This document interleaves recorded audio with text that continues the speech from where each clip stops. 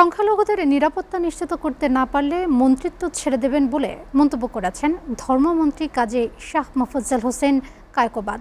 তিনি বলেন, অতীতের যে কোনো সরকারের চেয়ে বিএনপি অঙ্গীকার রক্ষা এবং উন্নয়নে কাজ করছে।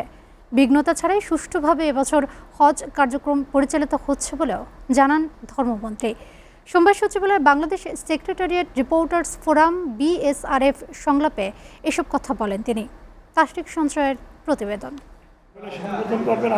সোমবার সকালে সচিবালয়ের গণমাধ্যম কেন্দ্রে BSRF সংলাপে যোগ দেন ধর্মমন্ত্রী কাজী শাহ মোফাজ্জল হোসেন কায়কোবাদ। সমসাময়িক নানা ইস্যুতে কথা বলেন তিনি। জানান, ভারতের পশ্চিমবঙ্গে মুসলমানদের ওপর নিপীড়ন বন্ধে অনুরোধ করবে সরকার, আর দেশে সংখ্যালঘুদের নিরাপত্তা না দিতে পারলে মন্ত্রিত্ব ছেড়ে দেওয়ার কথা জানান তিনি। বাংলাদেশে ভারতে কি ঘটছে এটা বড় জিনিস নয়। বাংলাদেশে ভারতে ঘটছে বলে বাংলাদেশে ঘটবে এমনটা হতে দেওয়া হবে না।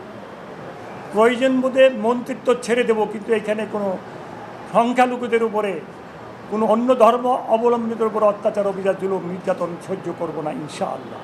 সরকার গঠনের পরপরই প্রধানমন্ত্রী তারেক রহমানের নেতৃত্বে অতীতের যে কোনো সময়ের তুলনায় জোরে সোরে কাজ চলছে জানিয়ে বিরোধী দলের অসহযোগিতার অভিযোগ আনেন ধর্মমন্ত্রী। কারণ এখন অনেক ষড়যন্ত্র হচ্ছে, অনেকেই সহ্য করতে পারছে না যে তারেক রহমান সাহেব প্রথমবার MP হলেন, প্রথমবার প্রধানমন্ত্রী হলেন, হয়ে উনি এত কাজ করতেছেন, এত ভালো কাজগুলি করতেছেন, কিন্তু আজকাল তো সরকারে ভুল ধরায় দিতে চেষ্টা করে না। আজকের বিরোধী দল অতীতেও দেখেছি, এখনও দেখেছি, তারা সরকারকে কিভাবে বিব্রত করে অবস্থায় ফেলবে সেই চেষ্টায় অনেকে লিপ্ত। কোনো রকম ঝুঁকি ঝামেলা ছাড়াই হজ শেষে হাজিরা দেশে ফিরবেন বলে আশা প্রকাশ করেন তিনি। রাত্রে প্রায় 2টা-3টা পর্যন্ত হাজি ক্যাম্পে থাকতে চেষ্টা করি। তাশরিক সঞ্চয়, SATV, ঢাকা।